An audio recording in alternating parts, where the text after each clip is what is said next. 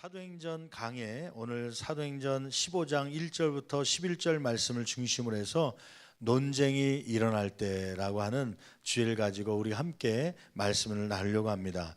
사도행전 15장 그러면은 이 사도행전 15장을 좀 기억하기를 원하는데 사도행전 13장 14장은 제1차 바울의 전도행을 다루고 있어요. 13장 14장은. 그리고 15장은 이제 예루살렘 안디옥으로 복귀해 갖고 예루살렘으로 가서 종교회의를 하는 교회 역사상 최초의 종교회의가 뭐냐면은 오늘 사도행전 15장에 나오는 예루살렘 회의입니다. 이것을 가리켜서 예루살렘 공의회 혹은 예루살렘 종교회의, 예루살렘 회의 뭐 여러 가지로 불리는데 아무튼 교회 안에 역사상 처음으로 사도와 또 장로들이 모여서 지도자들이 모여서 어떤 문제를 놓고 회의했던 첫 번째 장면이죠. 그래서 사도행전 15장은 그렇게 예루살렘 교회 회의가 있었다는 것을 기억하시면 좋겠고요. 그러면 어떤 회의를 했는가? 회의의 내용에 대해서는 이제 안디옥 교회에 문제가 생긴 겁니다. 어떤 문제냐면 이방인들이 구원받는데 할례를 받아야 되냐 말아야 되냐. 어떤 사람들이 가르치기를 이방인들도 할례를 받아야 된다. 할례라고 하는 것은 뭐냐면 유대인들이 하나님의 백성이라는 것을 표현하기 위해서 구약에 하나님께서 명령하신 율법 가운데 하나인데 남자의 성기의 표피를 잘라내는 것이죠. 우리가 흔히 이제 현대는 포경수술이라고 하는데 그것이 유대민족에서부터 나왔는데요. 이러한 할례를 통해서 하나님의 백성임을 나타내는 것이죠. 신약 시대와 같고 유대주의를 유대교에서는 이러한 율법대로 할례를 행해야지만 이방인들도 구원받을 수 있다. 그러니까 이방인들은 그러한 문화를 모르는데 이거를 받아야 되냐 말아야 되냐 이런 논쟁이 있었던 것이죠. 그러다 보니까 이것을 다루기 위한 종교회의를 안디옥 교회에서 요청을 했고, 그래서 예루살렘에서 사도들과 장로들이 모여서 이 문제를 논의하였던 것이 오늘 본문 속에 나오는 내용입니다. 그러면 그 내용과 더 구체적으로 어떻게 결정을 나게 했는지, 또 그 결정의 후에 이 예루살렘 교회와 사도들, 성도들은 어떠한 반응이 있었는지 함께 살펴보면서 우리 은혜 받는 귀한 시간 되기를 간절히 축원합니다. 먼저 첫째로 안디옥 교회에 찾아온 문제는 무엇이었습니까? 더 한번 지금 전체적인 내용을 설명했는데 구체적인 내용으로 들어가 볼게요. 1절 말씀 보니까 어떤 사람들이 이방인들이 할례를 받지 아니하면 구원을 받지 못한다고 가르치는 사람들이 있었죠. 1절 말씀 같이 한 목소리 봉독합니다. 어떤 사람들이 유대로부터 내려와서 형제들을 가르치되 너희가 모세의 법대로 할례를 받지 아니하면 능히 구원을 받지 못하리라 하니, 바울 사도와 바나바를 통하여서 믿음을 통하여서 예수 그리스도를 믿기만 하면 죄가 사함받고 천국에 들어가는 구원을 받는다고 그렇게 배웠는데, 유대교에 있었던 유대교의 전통을 갖고 있었던 유대인들이 들어와서 지금 안디옥 교회는 이방인들이 주로 모였던 교회거든요. 그러니까 이스라엘 민족이 아닌 바깥에 있는 다른 타민족 사람들이 모였던 그러한 교회였습니다. 너희들이 구원받으려면 우리 민족처럼 할례를 받아야 된다. 그러지 않으면 구원이 이루어진 것이 아니다 라고 이야기한 것이에요.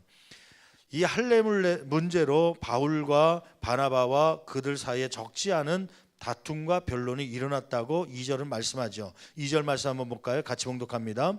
바울 및 바나바와 그들 사이에 적지 아니한 다툼과 변론이 일어난지라. 바울과 바나바는 믿음으로 구원받는다라고 주장하였고, 또 유대로부터 온 이 기독교인들은 자기의 전통대로 할례를 받아야 된다. 아마 이제 율법주의를 믿고 있었던 그런 사람들의 생각이 같이 들어간 것이죠. 그래서 다툼과 변론이 일어날 정도로 심각하게 되었습니다. 그때 이 할례 문제 해결을 위하여서 그러면 우리끼리 이렇게 싸우지 말고 우리보다도 성경을 잘 알고 있고 예수님께로부터 직접 교육받은 제자들이 예루살렘 교회에 있으니까, 이제 사도들이라고 부르는데 사도들이 있으니까 거기에 신앙의 연수가 많은 장로들도 있으니까 그 예루살렘 교회에다 한번 문의해 봅시다. 왜냐하면 우리는 안디옥 교회는 예루살렘 교회에서 파송한 바나바를 통해서 세워진 교회이기 때문에 모교회에 먼저 문의해 봅시다. 그렇게 요청이 들어간 거예요. 그래서 3절 말씀 2절 하반절부터 3절까지 보면 그래서 예루살렘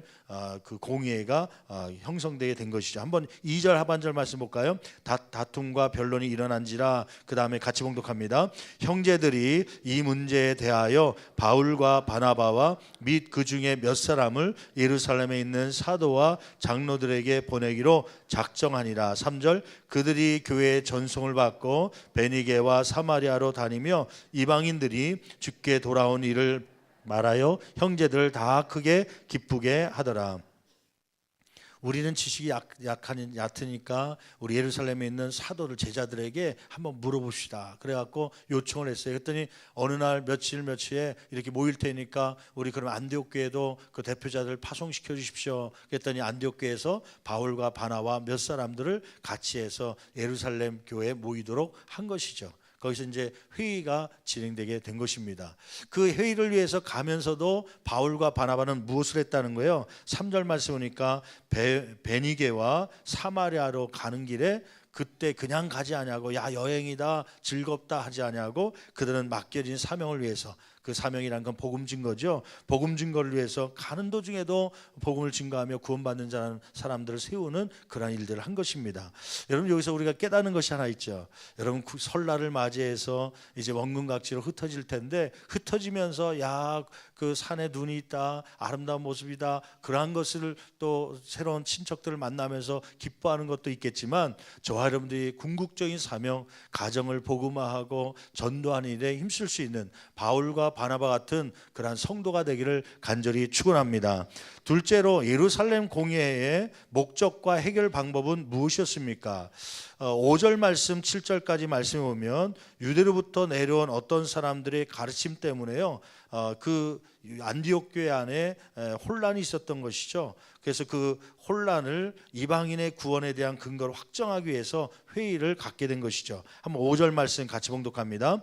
바리새파 중에 어떤 믿는 사람들이 일어나 말하되 이방인에게 할례를 행하고 모세의 율법을 지키라 명하는 것이 마땅하다 하니라. 구원은 믿음으로, 예수 그리스도를 믿음으로 인해서 죄 사함 받고 우리가 천국 가게 되는 것인데, 근데 그 중에 어떤 사람들이 그것을 믿지 않고 할례를 해야지만 구원받는다, 율법을 지켜야지만 구원받는다라는 사람이 생겼기 때문에 그를 정리하기 위해서 모이게 된 것이죠. 그래서 6절은 이렇게 기록하고 있습니다. 6절 말씀 같이 봉독합니다.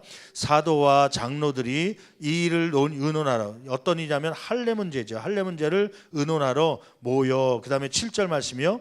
많은 변론이 있은 후에 베드로가 일어나 말하되 형제들아 너희도 알거니와 하나님이 이방인들로 내 입에서 복음의 말씀을 들어 믿게 하시려고 오래전부터 10년 전에요, 오래전부터 너희 가운데서 나를 택하시고. 이 부분을 잠깐 설명할게요. 여기에 모인 사람들은 자기 주장만을 내세우지 않았습니다. 저요, 제 의견 좀 들어주십시오. 조용히 앉으세요. 내가 얘기할 테니까 들으세요. 그러면서 자기 주장만 내세운 것이 아니라 논쟁 가운데 서로의 의견들을 듣는 모습들이 있었죠. 여러분 오늘 주제가 논쟁이 있을 때라는 그러한 주제인데, 여러분 우리는 때로는 교회 안에서 공동체, 당회나 혹은 재직회나 혹은 또 여러 가지 여성교회나 혹은 설날을 맞이해서 가정 안에 들어가서 친척들이 모였을 때 논쟁이 일어날 때가 있어요. 그러한 때 어떻게 아름답게 문제를 해결해야 될지를 오늘 본문을 통해서 깨닫는 귀한 시간 되기를 원하는데, 먼저 첫째는 여러 변론들을 내 의견이 아니라 다른 사람의 의견들을 경청했다는 것입니다. 7절 말씀 보면 이렇게 시작하거든요. 많은 변론이 뭐한 후에, 있은 후에. 누가 일어난 거예요? 베드로가 일어났습니다. 여러분 베드로는 그 당시에 초대교회에 어떤 존재였냐면 큰 두 기둥이 있었거든요. 하나는 베드로라는 기둥이고 하나는 야고보라는 기둥입니다. 좀 이따 야고보에 대해서 설명할 텐데, 베드로는 예루살렘 교회 초대 담임 목사님 격이었어요.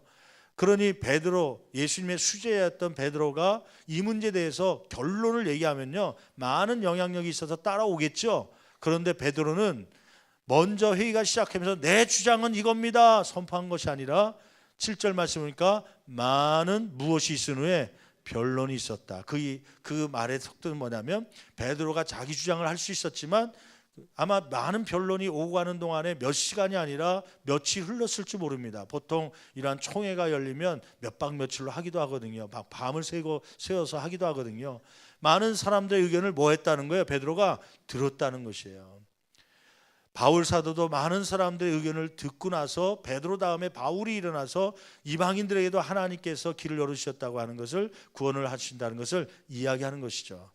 여러분, 논쟁이 있을 때 첫 번째 우리가 가져야 할 태도는 뭐냐면 다른 사람의 의견을 경청할 수 있는 그런 마음이 저와 여러분 가운데 있기를 간절히 축원합니다. 13절부터 18절까지 있는 말씀에 보면 문제 해결과 회의의 결정 기준은 무엇이 되어야 되냐면 하나님의 말씀이 되어야 됩니다. 13절 말씀 한번 읽어볼까요? 13절 같이 한 목소리로 봉독합니다. 말을 마치면, 이제 어떤 말을 마쳤냐면 베드로가 일어나서 얘기합니다. 여러분, 내가 10년 전에 이야기를 해드리겠습니다. 10년 전에 저도 유대인들만 구원받는 줄 알았는데, 그런데 어느 날 환상을 통하여서 고넬료 가정에 가라고 해서 고넬료 가정을 만났더니 이방인, 이달리아 부대, 로마의 부대의 백부장인 이 이방인 이 고넬료가 하나님의 말씀을 받고 회개하고 세례받음으로 성령 받아서 구원받는 역사를 제가 체험했습니다. 그러면서 자기의 이야기를 합니다. 이방인에게도 구원의 역사가 10년 전부터 하나님은 역사하셨다. 그리고 바울이 곧바로 일어납니다. 여러분, 저도 경험한 것을 얘기하겠습니다. 그래서 1차 전도여행 때 13장 14장에 있었던 그러한 사건들에 대해서 다 이야기한 거예요. 그 말을 마침에 그 다음에 야고보가 일어나죠. 야고보는 어떤 사람이었냐면 아까 얘기했던 대로 베드로와 큰 두 기둥 야고보가 있었는데, 야고보는 예수님의 제자 야고보를 얘기한 것이 아니라 예수님의 동생이었습니다.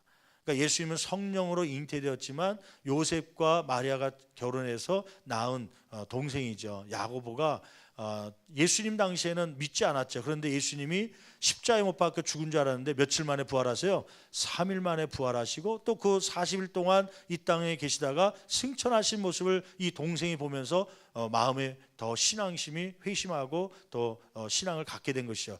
우리 형인 예수님은 진짜 하나님의 아들이시라는 것을, 구원자라는 걸 깨닫고 그는 이제 초대교회에 박해가 있고 핍박이 있음에도 불구하고 그러한 말씀을 가지고 그는 교회 지도자가 됩니다. 그래서 예루살렘 공회가 회의가 열어졌는데 거기에 의장의 역할을 하는 사람이 누구냐면 이 야고보입니다. 야고보가 의장이 된 것이죠. 야고보가 얘기합니다. 다시 한번 13절 읽어볼까요? 같이 봉독합니다. 말을 마침에 야고보가 대답하여 이르되 형제들아 내 말을 들으라. 14절 하나님이 처음으로 이방인 중에서 자기 이름을 위할 백성을 취하시려고 그들을 돌보신 것을 시몬이 말하시니, 이 시몬은 누굴 얘기하냐면 시몬 베드로를 얘기합니다. 베드로가 아까 처음에 진술했듯이 하나님께서 처음으로 고넬료라는 사람을 통하여서 이방의 구원도 있다는 걸 알려줬듯이 그렇게 얘기하는 것이에요. 그 다음에 15절 읽어볼까요? 15절 같이 봉독합니다.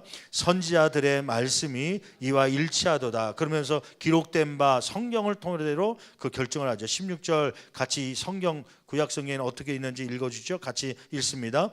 이후에 내가 돌아와서 다윗의 무너진 장막을 다시 지으며 또 그 허물어진 것을 다시 지어 일으키리니.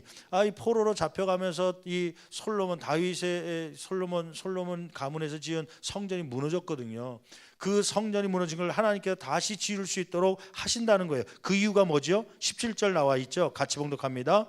이는 그 남은 사람들과 내 이름으로 일컬음을 받는 모든 이방인들로 누구를 찾게 하려 함이라.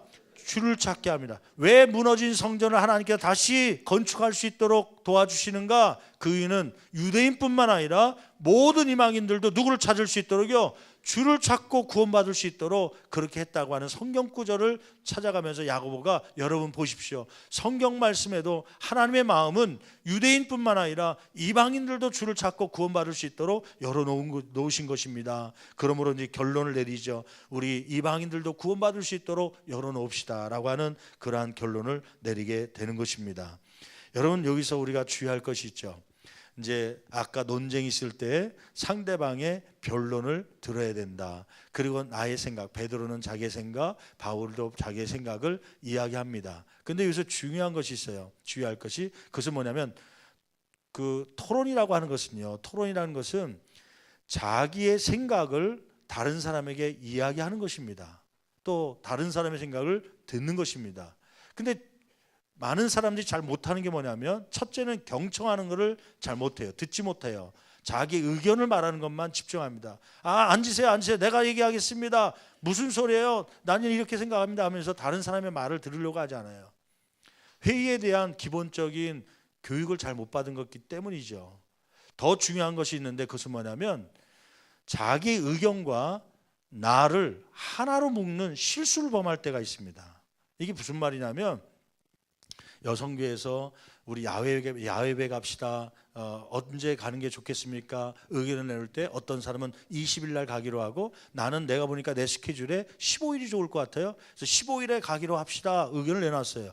근데 만약에 이 다수결로 해갖고 많은 사람이 20일 날 그 가기로 결정을 했다면 내 의견은 15일이지만 어떻게 하는 게 좋습니까?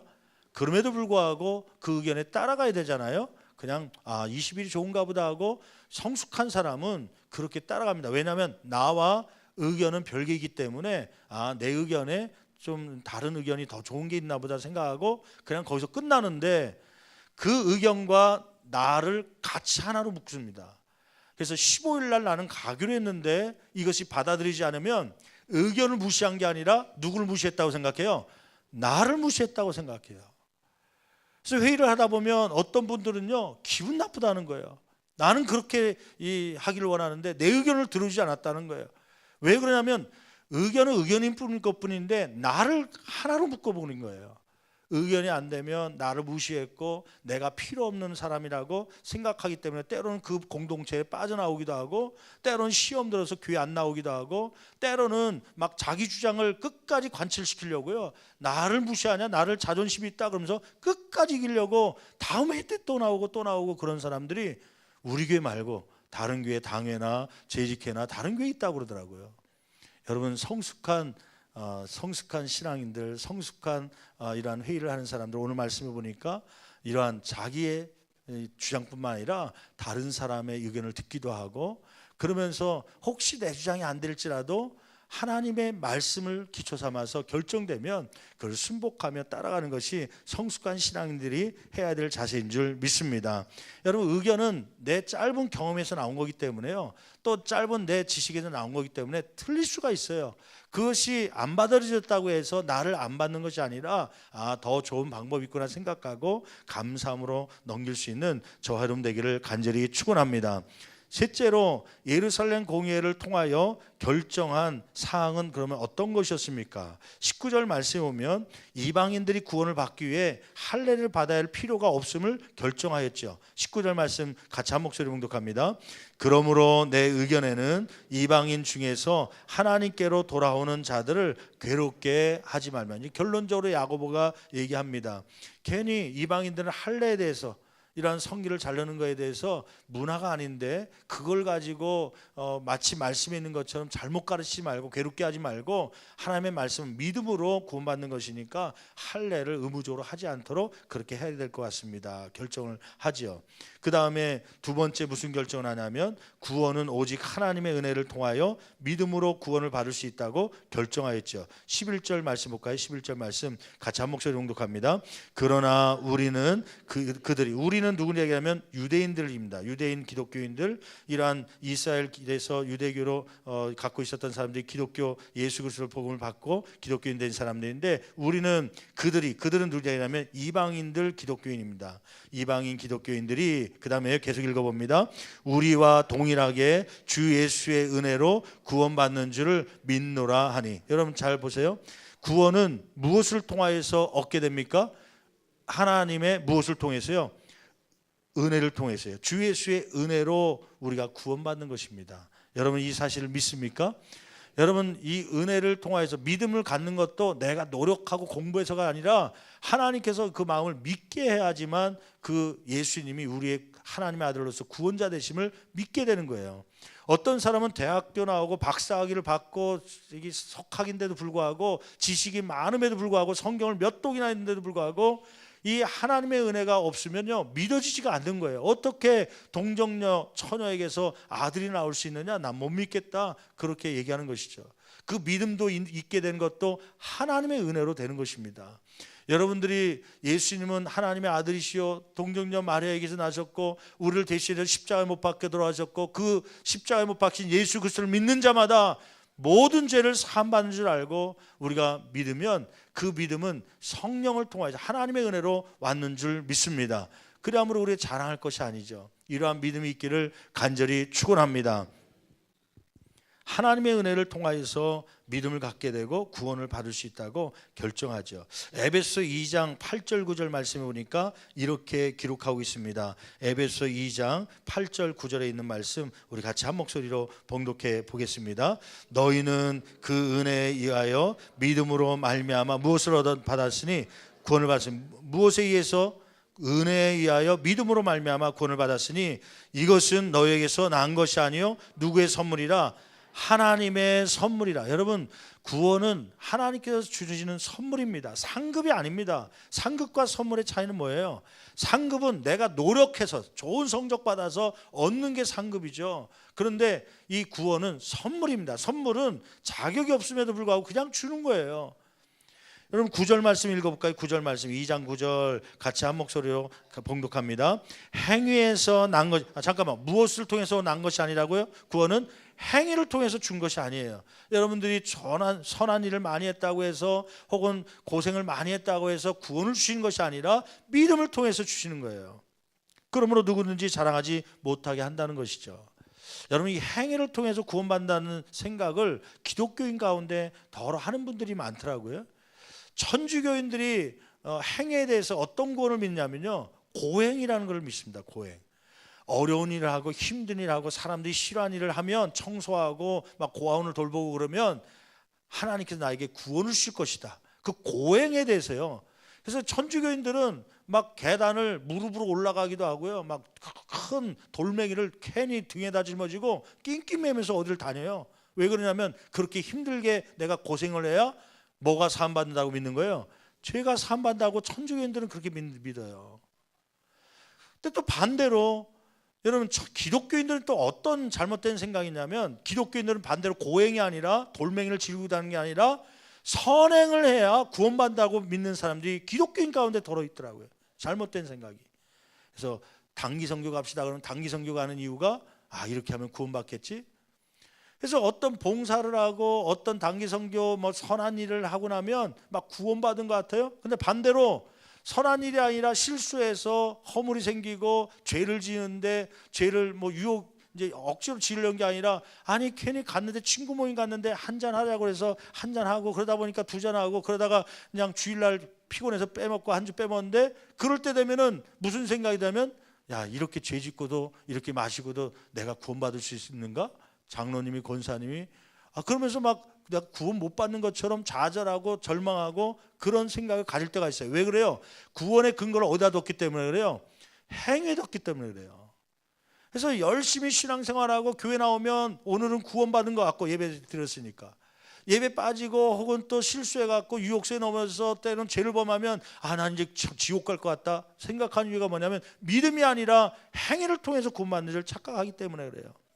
물론 그렇다고 어떤 사람들처럼 나는 구원받았으니까 마셔도 돼, 뭐 죄를 범해도 돼, 막 살라고 그런 게 아니라 여러분 진짜 하나님께서 아들 보내주셔서 십자가에 못 박혀 가지고 내 죄를 대셔서 십자가에 돌아가시고 부활하시고 승천하셨다는 걸 그걸 믿는 사람은요 구원받은 사람은 그것이 감사해서요 가지고 있는 돈 가지고 술 처먹는 게 아니라 죄송합니다 처먹네 술 먹는 게 아니라요 그거 가지고 하나님을 위하여 더 드리고 싶은 거고요 시간을 통해서 오락하고 쾌락하는 곳에 가는 게 아니라 오히려 하나님께 나와서 봉사하고 싶은 마음이 드는 거죠. 그걸 함으로 내가 구원받는 게 아니라 구원받았기 때문에 하는 것입니다. 이러한 은혜가 저와 여러분 가운데 있기를 간절히 축원합니다. 세 번째, 그래서 단 이렇게 할례를 하지 않아도 되고 그러나 구원은 믿음으로 구원받는다. 그러면서 한 가지 주의사항을 주죠. 20절 말씀 보면 그러나 너희 이방인 기독교인들아 유대인들이 싫어하는 이러한 네 가지는 멀리해야 된다, 그렇게 권면을 해요. 어떤 네 가지입니까? 한번 20절 말씀 같이 봉독합니다.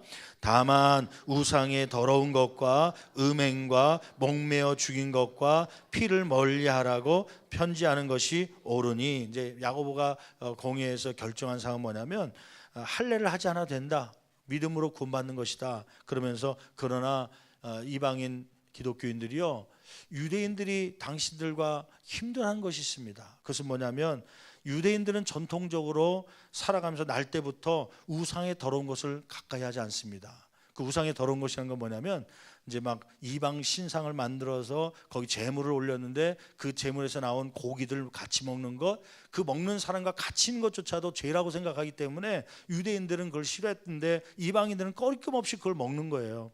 또 음행, 이방 신들을 섬기는데 어떤 신들은요, 막 바알과 아세라를 섬기는 그러한 집단들은요, 신전 창기라는 게 있습니다. 그래서 신전에 창녀지요, 오늘날로 얘기하면 창녀도 갖고 바알과 아세라가 남신과 여신인데 결합해야 비가 내리고 농작물이 잘 되는 것처럼 이렇게 육체의 관계를 통해야 우리가 잘 산다 그래갖고 막 암호하거나 음행하는 그러한 일들이 그 당시에 벌어졌거든요. 그러한 음행은 잘못된 것이라고 유대인들이 알기 때문에 그를 멀리하라는 것이죠. 그 다음에 목매어 죽인 것, 그냥 피를 흘려서 피를 빼고서 죽인 고기를 먹어야 되는데 그냥 피를 빼지 않은 채 목매달아서 그냥 죽여서 피가 몸속에 있는 그러한 고기를 먹게 되는 것은 이 유대인들은 금했거든요. 구약에도 그걸 금했기 때문에. 그래서 이 유대인들이 그런 걸 싫어하기 때문에 이방인들이요, 당신은 그것들을 같이 멀리해 주시길 바랍니다. 그다음 네 번째는 피. 성경에 보니까 피는 왜 멀리하라고 그러냐면 육체의 생명이 어디에 있다는 거예요? 피에 있다. 고기는 먹어도 되지만 생명은 먹지 말라. 그래서 피를 멀리하라는 말씀 때문에 유대인들은 그걸 멀리하는 그런 문화가 있었습니다. 그래서 그것을 유대인들이 싫어하니까 이방인 기독교인이요, 당신들도 이것을 멀리하십시오 부탁하는 거예요. 그 멀리하다라고 하는 20절 중반절 보니까 멀리하라고 편지하는 것이 옳으니 할 때 멀리하라는 원어를 보니까요, 헬라어로 아페고라는 말인데 이것은 다른 뜻으로 어떻게 해석되냐면 억제하다입니다. 억제하다. 왜 이것을 강조하냐면요, 여러분 제가 질문해 볼게요. 그러면 이방인들이 제사상에 올라간 고기를 먹으면 구원이 사라집니까? 제가 질문하잖아요. 그럼 여러분 지금 다 답해야 되잖아요. 다시 한번요. 이방 기독교인, 저와 여러분들 얘기해 볼게요. 저와 여러분들이 우상에 올라갈 불교 조상들의 제사에 올라갔던 고기를 먹으면, 올라갔던 제사상에 올라갔던 배를 먹고 사과를 먹고 그러면 우리 구원이 없어집니까? 그러면 피를 혹시나 선짓국을 먹고 그러면 구원이 없어집니까? 대답 잘하시네요. 예, 아닙니다. 아닙니다. 이거는 구원과 상관없습니다. 믿음으로 구원받기 때문에요. 그런데 왜 이 예루살렘 총회에서는 왜 이것을 이방인까지도 가급적이면 억제라는 것은 완전히 하지 마십시오가 아니라 누르라는 거예요. 하고 싶은 마음이 있어도, 먹고 싶더라도 그거를 참으라는 거예요. 왜 그랬을까요? 구원과 상관없는 것인데 왜 그랬을까요? 궁극적인 이유가 있습니다. 물론 그거 먹어도 실수로 먹고 마시더라도 구원 받을 수 있습니다. 근데 멀리하는 이유는 이방인들이 유대인들과 함께 한 교회를 섬기는데 유대인들이 그걸 좋아해요, 싫어해요? 싫어하거든요. 자기는 전통적으로 그걸 먹지도 않고 그런 문화 속에 있지 않았는데 이방인들이 자꾸 그걸 먹고 오거든요. 앞에서 먹으니까 그 교회를 안 나오게 되는 거예요.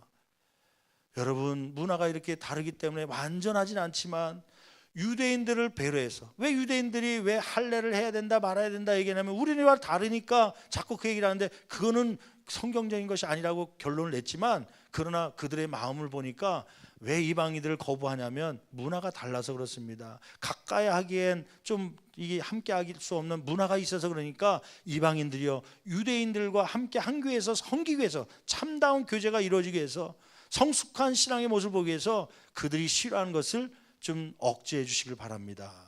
그렇게 결론을 내린 거예요.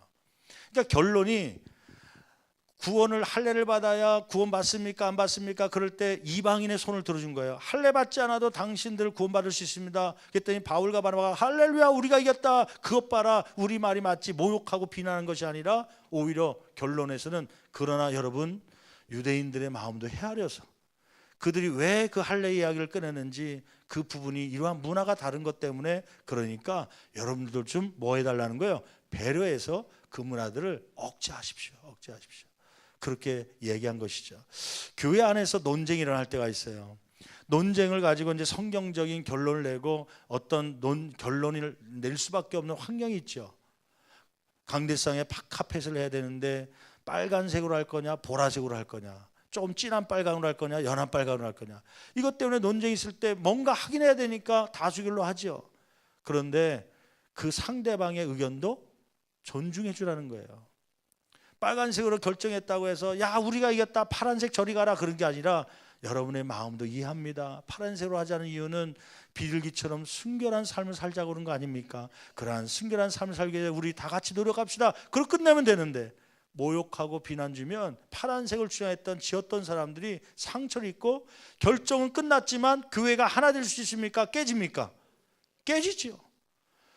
그래서 모든 결정의 결과는 무엇이 돼야 되냐면 논쟁을 할 수 있지만 그래서 경청하고 때는 성경을 통해서 결정하고 또 하지만 마지막에는 무엇이 돼야 돼요? 하나가 돼야 되는 것이죠. 안디옥 교회와 예루살렘은 이렇게 하나님의 말씀에 기초해서 결정하고 서로를 배려함으로 하나가 되기 시작합니다. 서로 그 결정을 따라서 안디옥 교회와 예루살렘 교회들이 성도들이 기뻐하였다고 그랬어요. 기뻐하였다고. 그 말씀대로 순종했다고 그랬어요. 여러분 그러한 은혜가 저 하름 가운데 있기를 간절히 축원합니다. 제가 그 결정에 대해서 잠깐 예화를 하나 들게요.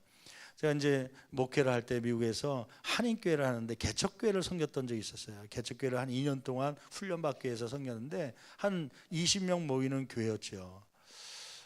그런데 그 개척교회를 하는데 가장 개척교회 어려운 점은 뭐냐면 성전 지을 수 있는 돈이 없으니까 물질이 없으니까 할 수 없이 빌릴 수밖에 없는데 일반 상가 같은 데 빌려서 들어갈 수 있지만 그것도 안 되는 수준이니까 20명이면 그러니까 어떻게 하냐면 미국 교회의 건물을 한 교육관이든 한 교실을 빌려서 거기서 예배를 드리는 겁니다. 물론 월세를 내요. 한 달에 200만 원, 300만 원 쓸 만큼 돈을 내 갖고 그 공간을 사용하는 것이죠. 그래서 이제 한 미국 교회 백인들이 모이는 교회에 그 본당을 사용하기로 한 거예요. 그리고 또 한국 사람들이 오전에는 미국 사람이 예배드리고 그 다음에 1시부터는 이제 우리가 예배드리는 거예요. 근데 한국 사람은 모이면 예배 끝나면 반드시 뭘 해야 되냐면 음식을 먹어야 되거든요. 밥을 먹어야 되는데 늦더라도 3시, 2시 되더라도 점심을 먹어야 되는 거예요. 왜냐하면은 평상시에 막 흩어져서 미국 음식 햄버거 먹고 피자 먹다가 이날 주일날만큼은 예배 끝나고 뭐 먹는 날이에요? 한국 음식 먹는 날. 한국 음식 가면 생각나는 게 또 뭐예요? 김치가 빠질 수 없잖아요. 열심히 먹었죠. 끓이고 볶고 뭐 튀기고 해갖고 먹었죠. 그런데 어느 날 미국 목사님이 잠깐 와달라는 거예요. 그래서 사무실에 갔더니 얘기를 해요. 주의사항을 줘야 될 것 같다고. 지금 미국 교회가 난리가 났다는 거예요. 무슨 난리가 났냐면 한국 교회가 들어왔는데 예전에는 없던 냄새가 나타났다는 거예요. 없던 냄새가. 그게 뭐냐니까 김치 냄새예요. 김치. 이게 백인들이 싫어하는 게 김치 냄새인데 김치 안에 뭐가 들어가 있냐면 마늘이 있습니다. 마늘. 이 마늘 냄새가 그래서 한국 사람들 만나면 마늘 냄새 난다고 그래서 마늘 한 조각 먹으면 이게 3, 4일 동안 땀으로 이렇게 체액으로 나온다고 그래요. 그래서 외국 사람들은 한국 사람 만나면 코를 막습니다. 마늘 냄새 난다고. 그래서 비즈니스 하는 사람들은 보통 금요일 날만 김치를 먹고요. 평일 날은 안 먹습니다. 왜냐하면 평일 날은 만나야 되니까. 금요일 날 먹는 이유는 금요일 날 먹고 토요일 주일은 쉬니까 2, 3일 동안 체액이 나와도 마늘 냄새가 나도 상관없으니까. 근데 월요일 날은 없어야 되니까요. 아니 그 싱크대에 막 남기고 막 그러고 가고 그러니까 그래서 주의사항. 그러나 이제 그 성숙한 기독교인들이 있어서 몇 사람들은 한국 교회를 내보내자. 냄새가 나서 우리 예배 못 드리겠다. 근데 성숙한 기독교인이 있어서 아니다. 그들도 그들의 문화가 있는데 존중해 주자. 그러나 깨끗하게 할 수 있도록 주의사항은 주자. 그래갖고 그 목사님 부른 거예요. 대표로. 첫째, 가급적이면 교회 안에서 식당이라도 김치를 먹지 말 것. 두 번째, 먹더라도 한 달에 한 번씩 먹더라도 먹고 난 다음에는 싱크대 안에 있는 모든 음식들을 깨끗하게 치울 것, 바깥에 제 쓰레기통에 버릴 것. 세 번째, 그래도 냄새 날지 모르니까 페브리즈 같은 걸 뿌려놓을 것. 그 향수 나나 안 나나 향수 냄새로 커버될 수 있도록. 그래서 매주마다 그거 하느냐고요? 힘들었어요. 그래서 제가 그 경험을 갖고 있었기 때문에 우리 교회는 필리핀 교회가 있잖아요. 필리핀 교회가 뭐 오래전부터 있었지만 본격적으로 거기 담임 목사님을 초청해서 지금 매주마다 50명 가까이 예배드리고 있는데, 이 근처에서는 이렇게 다민족 교회가 세워지기가 쉽지 않거든요. 그 50명의 인원 가운데 한 40여 명이 안산에서 오시는 분들이에요. 안산 근로자들. 거기 이제 교회가 없으니까 이쪽으로 와서 예배드리는. 그 다음에 또 10여 명은 우리 지역에 있는 다민족, 한국 사람하고 결혼하기도 하고 또 그 안에 있는 자녀들, 이렇게 와서 예배를 드리는 거예요. 그래서 50여 명 가까이가 예배를 드리는데, 그때 이 200만 원, 300만 원이 없어서 예배를 못 드렸던 그 경험이 있었기 때문에요. 그래서 우리 교회는 무료로 그냥 와서 우리 교육관 빈 곳이 있으니까 시간을 바꿔서라도 무료로 쓰시라고. 또 뿐만 아니라 우리 장로님이나 당회에서 또 성도들이 결의해 주신 것은 무료로 쓸 뿐만 아니라 우리가 해외 베트남이나 저 소련이나 뭐 소련이 아니죠, 러시아나 뭐 해외에 있는 아프리카에도 선교사를 돕는다고 선교비 보내는데, 여기에 있는 이 필리핀 교회를 위해서 우리가 선교해야 되지 않겠냐 해서 매주마다 매달마다 선교를 보낼 뿐만 아니라 또 목회자 사례비도 같이 지원하고 있습니다. 이번에도 이분들은 설날 되면 갈 곳이 없으니까요. 그래서 이제 수련회를 갔습니다. 설날이나 추석을 맞이해서 공장들이 다 문을 닫는 그 기간을 통해서요. 따로 휴가 내기가 힘드니까, 그래서 설날 때 3, 4일 동안, 그래서 내일부터 오늘 저녁부터인가요? 내일부터 3박 4일 동안 또 수련을 가요. 세례도 주고 막 그러는데, 교회 차를 빌려달라고 그러는데 돈을 안 받고 이제 안 주고 이렇게 빌려달라는 것 같아요. 그 공짜로 빌려줘야 될까요, 말까요? 무료로 빌려줘야죠. 무료로 잘 갔다 오시라고, 또 은혜 받고 오시라고 빌려줘야 되죠. 그래서 이제 빌려줬더니 이 제리 목사님인데, 목사님이 항상 저한테 문자를 보내요. 목사님, 자기 주변에 필리핀 교회 하는 데가 몇 군데 있긴 있대요. 한국 서울에도. 근데 이렇게 필리핀 교회를 무료로 이렇게 개방해 준 거 이런 데가 없고, 두 번째는 다른 교회들 물어봐도, 한국 교회에 들어가 있는 필리핀 교회 물어봐도 차를 빌려준 데는 하나도 없대요. 신월동 교회만 빌려준다고, 너무 감사하다고 그러면서 매번 문자를 보내고 감사의 표현을 해요. 지난번에 비전센터 건축한다 했더니요, 거기에 스태프들, 이제 당회, 우리 식으로 하면 당회죠, 몇 명이 찾아오셨어요. 뭐 봉투를 꺼내요. 뭐냐 했더니 건축한다는데 우리도 건축한금 드리고 싶다고 해서, 그래서 100만 원인가 200만 원을 마련해서 오셨더라고요. 그걸 드리셨다고요. 가슴이 막 뜨겁고요, 고맙더라고요. 그래서 같이 축복기도 해주고 그랬는데, 그거 준 이유가 짓고 나면 자기네 공간 하나 달라는 얘기 같기도 한데, 아무튼 뭐 같이 우리가 뭐 똑같은 하나님 안에서 인종은 다르지만 한 영혼들이죠. 이렇게 함께 교회를 세워갈 때 놀라운 역사가 일어나게 될 줄 믿습니다. 여러분, 그 이유를 한 이유는 안디옥 교회가 바로 그거예요. 예루살렘 교회에서 결정한 사항이 뭐냐면, 이 성숙한 이방인들을 위해서 성숙한 교인들이 할례를 받지 않아도 구원받는다는 걸 다시 한번 확인하고, 그러나 이 유대인들하고 같이 교제하기 위해서는, 한인교회가 미국교회와 같이 사용하기 위해서는, 교제하기 위해서는 좀 가급적이면 김치 먹는 거 억제해달라는 것처럼 우상에 드려진 물질들, 그러한 고기들, 또 피가 있는 채, 또 피 같은 거는 우리가 금하고 있으니까 여러분 좀 도와주십시오 하고 하는 그런 말씀이죠. 여러분, 교회 안에서 이런 하나됨의 장애가 되는 것은 서로 억제하며 좀 조심하면서 우리가 더 하나 될 수 있는 귀한 은혜가 있기를 간절히 축원합니다. 설날 되면, 아까 설날의 이야기를 했는데, 가족 안에도 조심해야 될 것이 있죠. 왜냐하면 가족도 행정적으로는 가족이지만 무엇이 돼야 되는 거예요? 하나가 돼야 되죠. 부부가 하나 되기도 하고 자녀와 부모가 하나 돼야 되는데, 말로 상처를 줄 때가 있어요.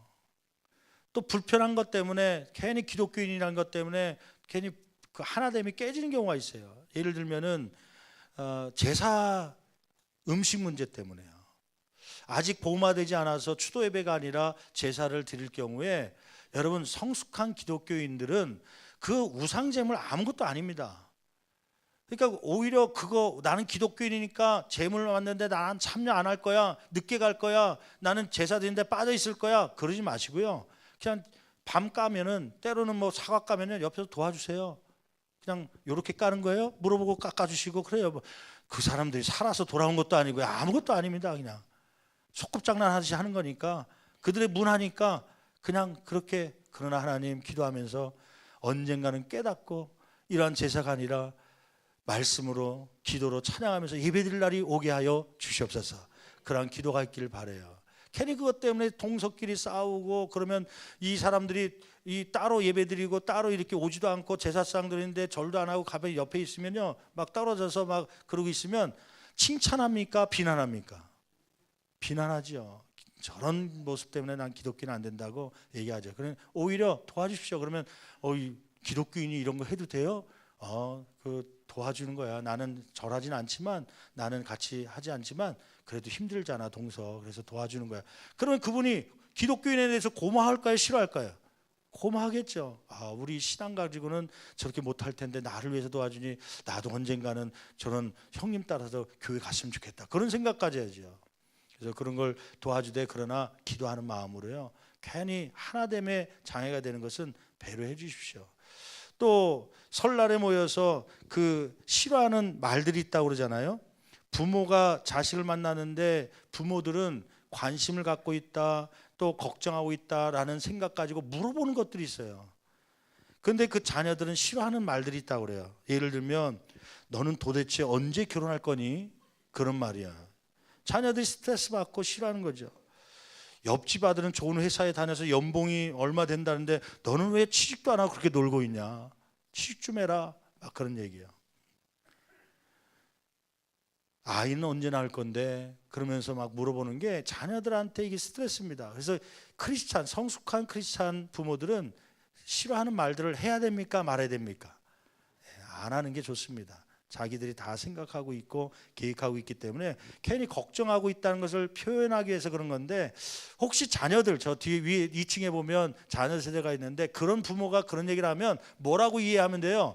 우리 가정에 뭐 하고 있다? 관심과 걱정을 하고 있구나, 그렇게 생각하고요. 그때는 뭐라고 대답해야 되냐면, 엄마는 왜 자꾸 그런 게 신경질을 건드려요? 화를 내지 말고 이렇게 대답하라는 거예요. 부모님께서 많이 서운하셨나 보네요. 다음에는 좋은 소식을 전해드릴 수 있도록 저도 열심히 노력해 보겠습니다. 그래서 웃으면서 그냥 지나가면 이 시어머니가 아이고 착한 며느리 들어왔구나, 혹은 우리 딸이 많이 성숙했구나, 그렇게 생각하겠죠. 그러한 답변이 있기를 간절히 바랍니다. 고부간의 대화법에서도요, 괜히 늦게 온 며느리한테 야, 니네 형님은 이렇게 일찍 와서 큰 며느리는 일하는데 넌 왜 이렇게 늦게 오냐, 그런 얘기 하지 마시고요. 그런 걸 되도록이면 빼시고 하나 되기 위해서요.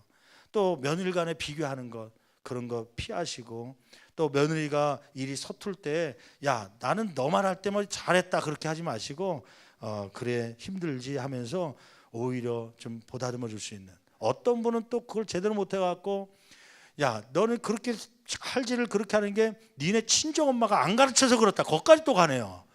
그러면요, 집에 가서, 그 앞에서 말은 못하지만 집에 가서 부부싸움 합니다. 그러면 이혼한다 안 한다 얘기 나오죠. 그래서 명절 후에 이혼율이 높아진다는 거 아닙니까? 여러분, 성숙한 크리스찬으로서 덕을 세우는, 또 하나 되게 하는 그러한 명절이 되기를 간절히 축원합니다. 논쟁이 있을 때 서로를 존중하고 들어주고, 또 하나님의 말씀을 기초 삼아, 혹시 종교적인 문제, 정치적인 문제가 나오면요, 안 하는 게 좋습니다. 가족 모임에는요. 왜냐하면 그거는 결론이 없습니다. 서로 주장하다가 무엇만 상해요? 감정만 상해요. 당이 다 틀리고요, 견해가 틀리고요, 종교가 틀리기 때문에 괜히 얘기해봐야 결론도 안 납니다. 혹시 성경적으로 답을 해줘야 될 것이 있다면, 내가 모르고 있을 때는 오늘 말씀처럼 안디옥 교회가 성숙한 지식인이 없어서 결정을 못하니까 어디다가 물어본 거예요? 예루살렘 모교에다가 물어와서, 사도들이 제자들이 있는 교회에다 물어와서 결정을 받은 것처럼, 그 문제는 내가 성경을 잘 모르겠는데 우리 지구장님한테 물어보고 다음 주에 알려드릴게요. 담임 목사님께 물어보고 알려드릴게요 하고서 그렇게 말씀하세요. 그래서 받아서 답변을 주시고 그러면 아름다운 모임이 되게 될 줄 믿습니다. 아멘. 이러한 성숙한 신앙인들이 설날을 아름답게 행복하게 기쁘게 만들어갈 수 있는 도구가 되기를 간절히 축원합니다. 축원합니다.